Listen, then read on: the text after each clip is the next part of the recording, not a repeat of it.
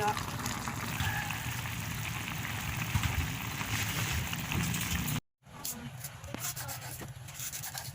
ผู้ชิดใช้นะคะตัดแล้วต่อมาพอค่ะ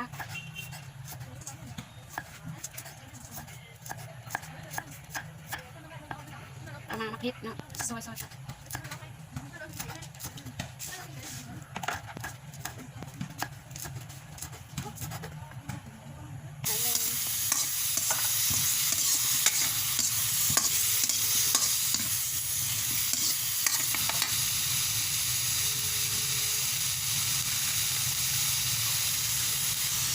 ขนมเนาะหวานปรุงรส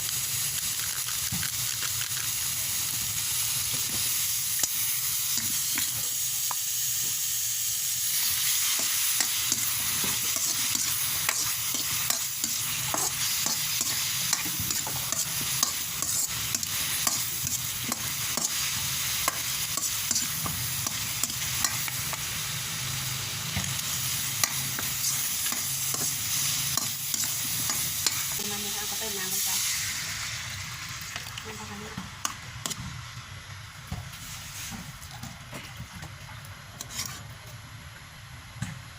เราก็ปะให้มันข้นเนาะถ้าเป็นกะเพราใส่คือใส่ก้อนนึงแ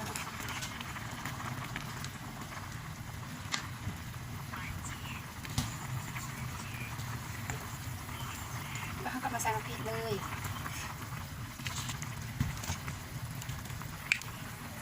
ใส่น้ำปลา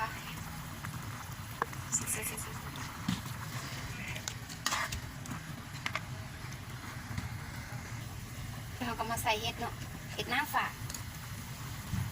ลงไปเลย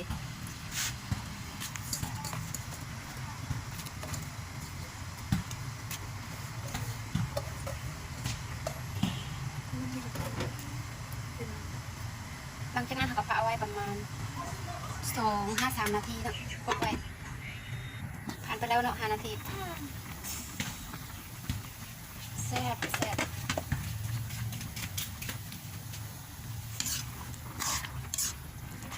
คนให้มันเข้ากัน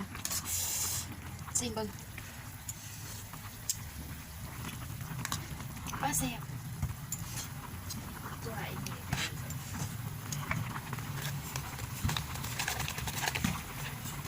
เพิ่มเกลือหน่อยนะ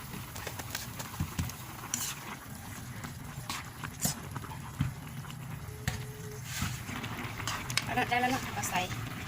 อีตู้เลยใส่ลงไปคน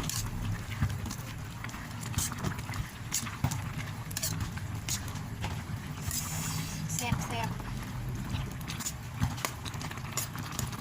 สมิแล้วก็ซี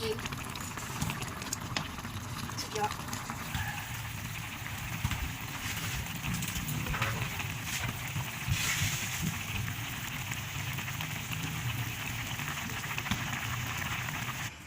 อะไร